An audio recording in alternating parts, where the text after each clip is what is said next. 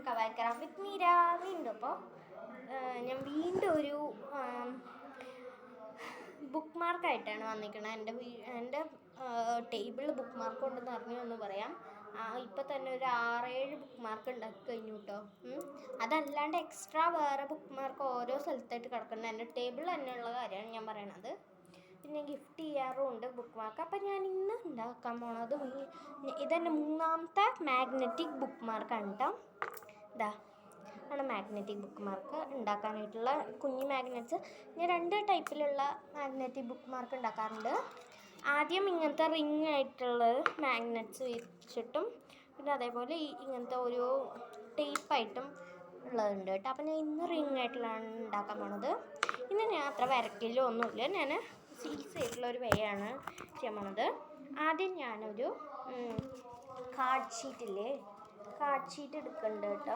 ഇത് വരയ്ക്കാനായിട്ട് അല്ല ഒട്ടിക്കാനായിട്ട് കാർഡ് ഷീറ്റ് എടുക്കുന്നുണ്ട്. ഇതാ കാർഡ് ഷീറ്റ് ചുളിഞ്ഞ കാർഡ് ഷീറ്റാണ്. ഇത് ശരിക്കും കാർഡ് ഷീറ്റല്ല. എൻ്റെ കയ്യിൽ കാർഡ് ഷീറ്റ് വേറെ ഉണ്ട്, പക്ഷെ നിങ്ങൾക്ക് എളുപ്പത്തിനായിട്ട് ഞാൻ എടുക്കുന്ന ഇതാണ്. കാരണം ഇതൊക്കെ നമുക്ക് ഈ ഡ്രസ്സൊക്കെ വാങ്ങുമ്പോൾ അതിൻ്റെ ഉള്ളിലൊക്കെ കിട്ടുന്ന ഒരു കാർഡ് ഷീറ്റാണ്. അപ്പോൾ ഇതുകൊണ്ടാണ് ഞാൻ ചെയ്യാൻ പോണത്. അപ്പോൾ ഇതാ ഈ ഒരു 2 മാഗ്നറ്റ് വേണം, കുറച്ച് പീസ് കാർഡ് ഷീറ്റ് വേണം. അടുത്തായിട്ട് ഞാൻ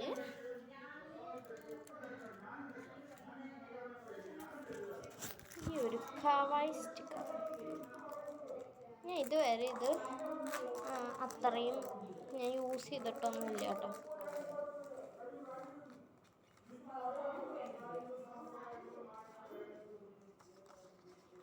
ആകെ 3 പീസുകളിലും ഞാൻ വലിയ കവായ് സ്റ്റിക്കർ ഓർഡർ ചെയ്തിട്ടുണ്ട്. ഓൾറെഡി എൻ്റെ കയ്യിൽ കുറേ കവായ് സ്റ്റിക്കറിൻ്റെ കളക്ഷൻ ഉണ്ട്. അടുത്ത കവായ് സ്റ്റിക്കറാണ് കേട്ടോ. പിന്നെ വേറൊരു ടൈപ്പ് കവായ് സ്റ്റിക്കർ എൻ്റെ കയ്യിലുണ്ട്, നോക്കൂ, ഉണ്ടോ? ഇത് നല്ല ക്യൂട്ടായിട്ടുള്ള കവായ് സ്റ്റിക്കറാണ്. അപ്പോൾ ഇതിൽ ഞാൻ ഇന്ന് എടുക്കാൻ പോണത് ഒരു ഗേളിൻ്റെ പിക്ചറാണ്. ഏത് ഗേൾ എടുക്കണം? ഞാൻ 4 ഗേൾസിനെ കാണിച്ചു തരാം. 4 അല്ല 5 ഗേൾസിന്. 1 ആദ്യത്തെ ഗേൾ, 2ാമത്തെ ഗേൾ, 3ാമത്തെ ഗേൾ, 4ാമത്തെ ഗേൾ, പിന്നെ ലാസ്റ്റ് 5ാമത്തെ ഗേൾ. പക്ഷെ 5ാമത്തെ ഗേളിനെ ഞാൻ എടുക്കുന്നില്ല, ഉറപ്പാണ്. എനിക്ക് ഈ ഒരു ഗേളിനെ എടുക്കാനാണ് തോന്നുന്നത്. അതുകൊണ്ട് ഞാൻ ഈ ഒരു ഗേളിനെ എടുത്തു. ഈ ഒരു ഗേളിൻ്റെ എടുത്തുണ്ട് കേട്ടോ. എൻ്റെ കവായ് സ്റ്റിക്കർ എടുക്കാനൊക്കെ ആയിട്ടുള്ള പ്ലക്കറില്ലേ, അതെന്നെ കാണാനില്ല. അതുകൊണ്ട് അത് എടുക്കാനായിട്ട് കൈകൊണ്ട് തന്നെ എടുക്കാൻ യൂസ് ചെയ്യേണ്ടി വരും. നന്നായിട്ടൊന്ന് ഒട്ടിച്ചു കൊടുത്തിട്ടുണ്ട്. എപ്പോഴും താഴെ ഒട്ടിക്കാൻ ശ്രദ്ധിക്കുക കേട്ടോ. എന്തിനാണെന്നുള്ളത് ഞാനിപ്പോൾ പറഞ്ഞുതരാം. നമ്മൾ താഴെ ഒട്ടിക്കുമ്പോൾ എന്നിട്ട് നമ്മൾ ഈ ഒരു ഇത്രയൊരു ഭാഗം മതിയോ, നമ്മൾ കട്ട് ചെയ്തെടുക്കണം. കണ്ടോ, ഈ ഒരു ഭാഗം. നമ്മളിത് കറക്റ്റ് ഇങ്ങനെ ഒരു മടക്കി വയ്ക്കുക. എന്നിട്ട് നമ്മൾ ആ ഒരു ഷേപ്പിൽ കട്ട് ചെയ്തെടുത്താൽ മതി. ഇന്ന് നമുക്ക് ഒരിക്കലും അത്ര പണിയൊന്നുമില്ല കേട്ടോ. ഇതൊക്കെ ആർക്കും ചെയ്യാൻ പറ്റുന്ന ഒരു ഇതാണ്. കവായ് സ്റ്റിക്കർ ഇല്ലെങ്കിൽ വേറെ പ്രിൻട്രസ്റ്റിൽ നിന്നൊക്കെ നോക്കി വരയ്ക്കാം കേട്ടോ. ഞാൻ പ്രിൻട്രസ്റ്റിൽ നോക്കിയിട്ട് ആണ് ഇതൊക്കെ ഉണ്ടാക്കിയിട്ടുള്ളത്, ഈ ഒരു ക്യൂട്ടായിട്ടുള്ളതൊക്കെ. അപ്പം കവായ് സ്റ്റിക്കർ കൊണ്ട് ഞാൻ ഒന്ന് ഉണ്ടാക്കിയിട്ടുണ്ട്, പക്ഷേ അതിപ്പോൾ എൻ്റെ കയ്യിലില്ല. അപ്പം ഇങ്ങനെ വെട്ടിയെടുക്കുമ്പോൾ ഏറ്റവും ശ്രദ്ധിക്കേണ്ടത് ഒരിക്കലും നിങ്ങൾ ആ ഒരു മുകളിലത്തെ ഭാഗം അധികം വെട്ടരുത്. പക്ഷെ ഞാനതിപ്പോൾ വെട്ടി, അതുകൊണ്ട് കണ്ടോ ഇതിങ്ങനെയായി. അതുകൊണ്ട് ഞാനൊരു ടേപ്പ് എടുത്തിട്ട് ഒട്ടിക്കുന്നുണ്ട്. നിങ്ങളതൊന്നും ചെയ്യണ്ട കേട്ടോ. നിങ്ങൾ ആ മര്യാദയ്ക്ക് കറക്റ്റായിട്ട് വെട്ടിക്കഴിഞ്ഞാൽ ഒന്നും ചെയ്യണ്ട. ഇങ്ങനെ എന്നെപ്പോലെ അലങ്കോലാക്കി വെട്ടിയാൽ അതൊക്കെ ചെയ്യേണ്ടി വരും. ഈ ഒരു ഷേപ്പിലാണ് വന്നിരിക്കുന്നത്. എനിക്ക് ഇഷ്ടപ്പെട്ടോ എന്ന് ചോദിച്ചാൽ ഇഷ്ടപ്പെട്ടു, എന്നാലും കുഴപ്പമൊന്നുമില്ല. അപ്പോൾ ഞാൻ ടേപ്പ് എടുത്തിട്ടുണ്ട്. വലിയ ടേപ്പാണ് എടുത്തിരിക്കുന്നത്, പക്ഷെ ഇത്ര വലിയ ടേപ്പ് ഉണ്ട്, അതുകൊണ്ട് ഞാൻ ചെറിയ ടേപ്പ് എടുക്കണം. എന്താ ഈ ടേപ്പ് എടുത്തിട്ടുണ്ട്. അപ്പോൾ ഈ ടേപ്പുകളുടെ ഒരു പ്രശ്നം എന്താ വെച്ചാൽ നമുക്ക് ആ ഒരു ടേപ്പിൻ്റെ അറ്റം കണ്ടുപിടിക്കാൻ എന്ത് കഷ്ടമായി കയറിയോ.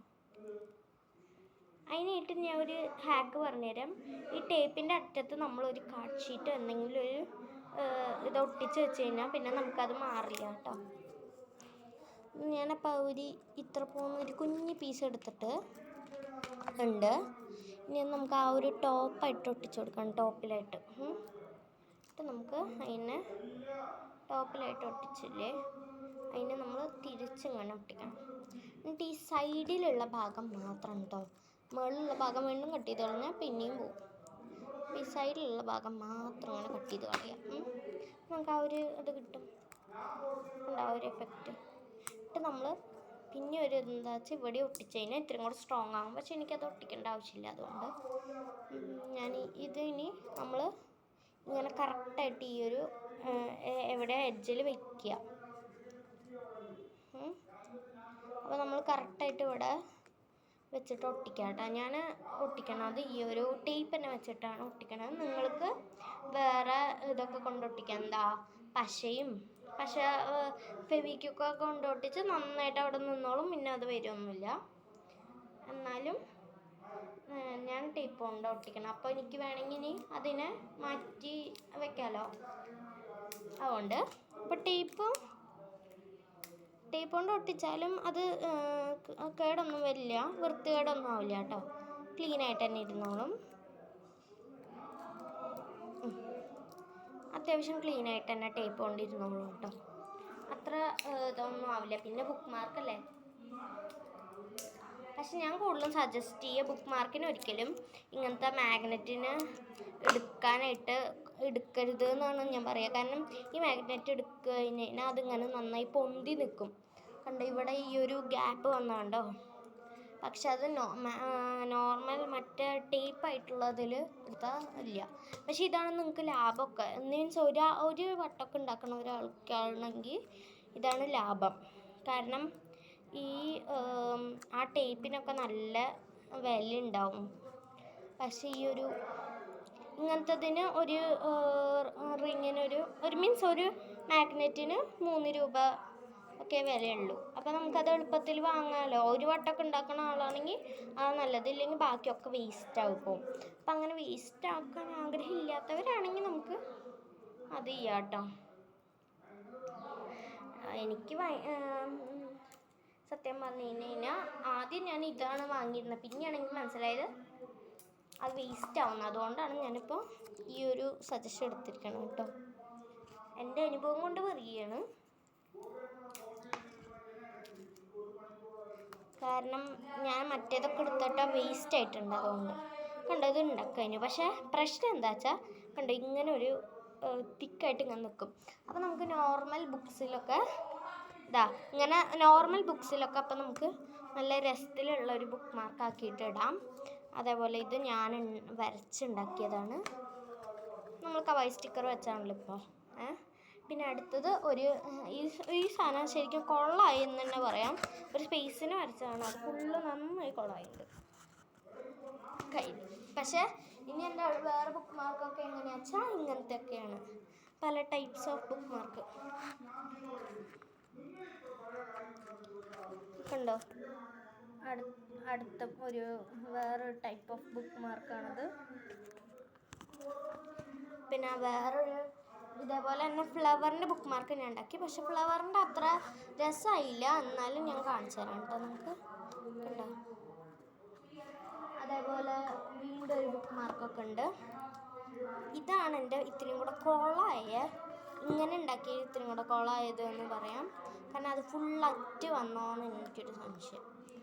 അപ്പോൾ അതും കണ്ടോ, ഒത്തിരി ആ ഒരു ബട്ടർഫ്ലൈ ഇത്തിരി പ്രശ്നം പറ്റിയിട്ടുണ്ട്. പിന്നെ ഒരെണ്ണം കൂടെ ഉണ്ടാക്കി, അത് ഞാൻ ഒരാൾക്ക് കൊടുത്തു. അപ്പോൾ ഇത്രേ ഉള്ളൂ. അടുത്ത വീഡിയോ വരെ ബൈ ബൈ.